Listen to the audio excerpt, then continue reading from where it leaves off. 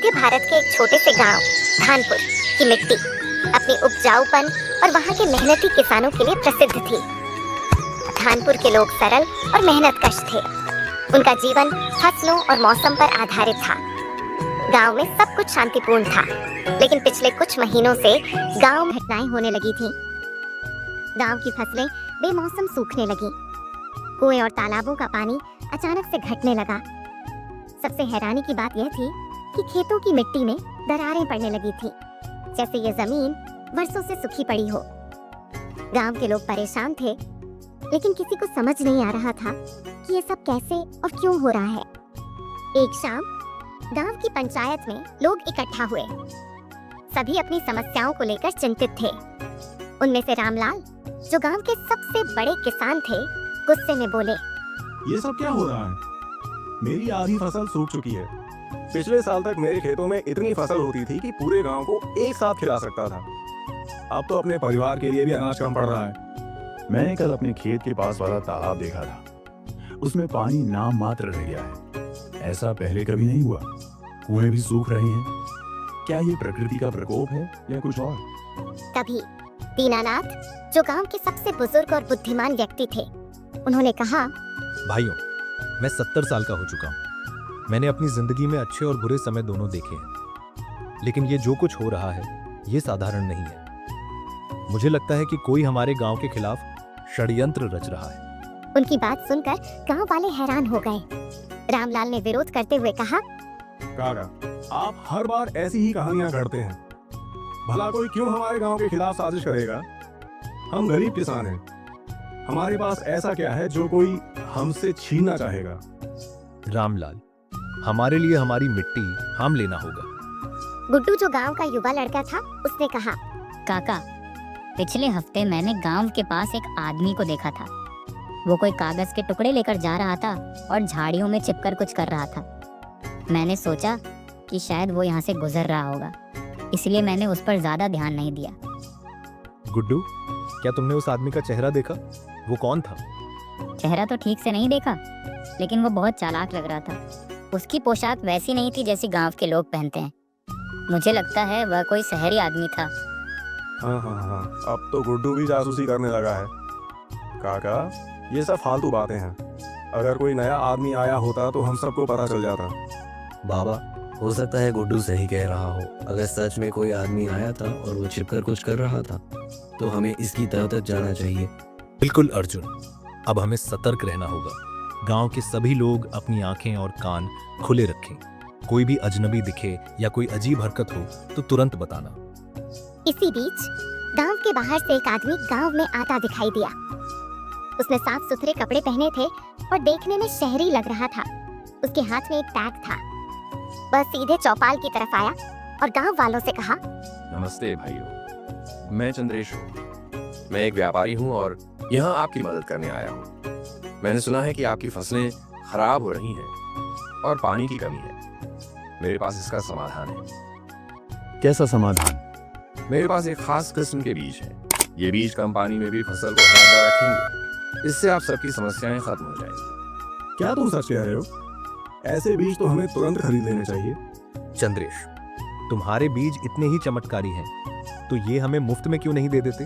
हमारी हालत तो तुम देख ही रहे हो।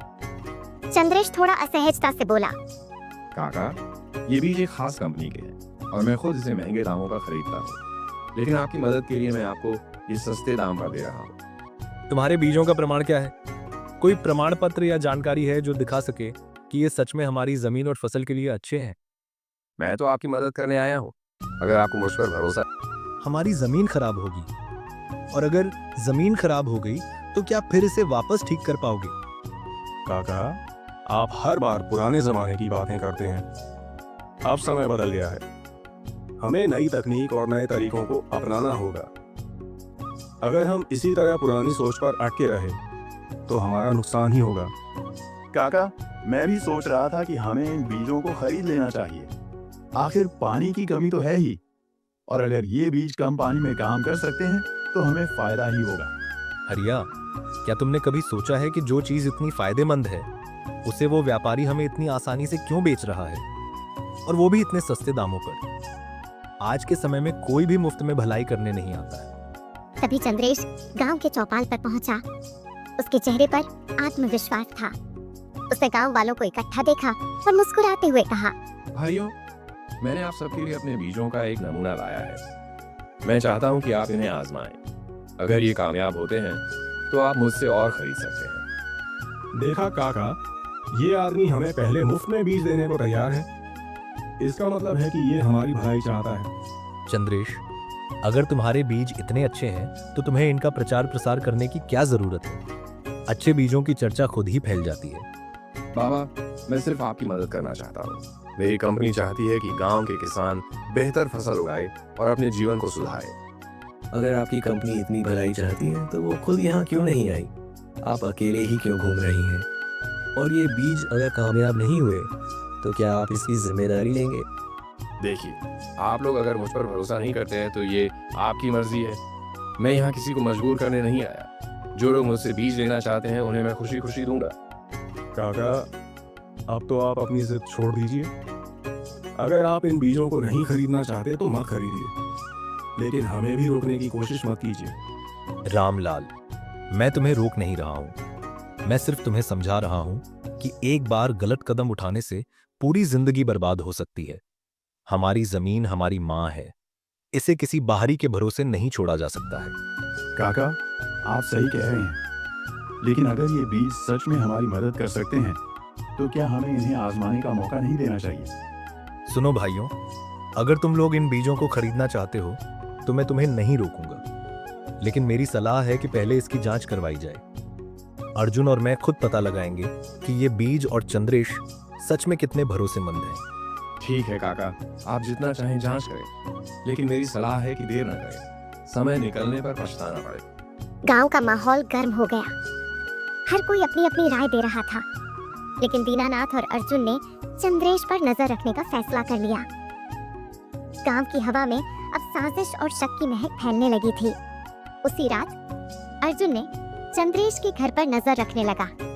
ऐसे ही आधी रात बीत गई। तभी अर्जुन ने देखा कि चंद्रेश घर के बाहर आया। उसके हाथ में कुछ कागजात थे, जिसे लेकर वह गांव के बाहर के रास्ते की ओर जाने लगा। अर्जुन ने चुपके से उसका पीछा किया। वहां पहुंचकर अर्जुन ने देखा कि चंद्रेश वो कागजात किसी को दे रहा था। वह व्यक्ति और कोई नहीं बल्कि गांव का किसान रामलाल था। अर्जुन ये दृश्य देखकर हैरान हो गया कि उसके गांव का ही आदमी गांव वालों के खिलाफ साजिश कर रहा था। वो दोनों आपस में बात कर रहे थे। देखो, मैंने तो गांव वालों को समझाने की पूरी कोशिश की है, लेकिन काका और अर्जुन ने सब कुछ बिगाड़ दिया। अगर ये बीज बिकने लगे तो हमें फायदा होगा या नहीं? रामलाल, तुम चिंता मत करो, तुम्हें तुम्हारा हिस्सा मिल जाएगा। लेकिन पहले गांव वालों को यकीन दिलाना होगा कि ये बीज ही उनकी समस्या का समाधान है। अर्जुन तुरंत गांव में गया और चौपाल में सभी गांव वालों को बुलाकर सारी बात बताई। सभी गांव वाले अर्जुन की बात सुनकर आक्रोश में आ गए। सभी गांव वाले अर्जुन के साथ उसी जगह गए जहां रामलाल और चंद्रेश बात कर रहे थे। गांव वालों ने रामलाल से सवाल किया। पहले तो उसने बहाने बनाए, लेकिन जब सबने उसे घेर लिया तो उसकी सच्चाई सामने आ गई। रामलाल ने कबूल किया। मैं आप सभी को सच बताता हूँ, चंद्रेश एक बड़ी कंपनी का एजेंट है। इसने मुझे पैसे का लालच दिया कि अगर मैं इसका साथ दूंगा तो ये मुझे ढेर सारे पैसे देगा। इसने मुझे एक रसायन दिया और खेतों की मिट्टी और तालाबों में डालने के लिए कहा, जिससे मिट्टी धीरे धीरे बंजर होने लगती है, जिसके बाद इस जमीन को इसकी कंपनी सस्ते दामों पर खरीद सके। मुझे माफ कर दो गांव वालों, मैं पैसों के लालच में अंधा हो गया था। सारा सच बाहर आने के बाद गांव वालों ने चंद्रेश और रामलाल को पुलिस के हवाले कर दिया। इस घटना के बाद गांव वालों ने एकता बनाए रखने और बाहरी प्रलोभनों से बचने की कसम खाई। सच्चाई और एकता की जीत हुई और साजिश के बीज मिट्टी में ही दफन हो गए।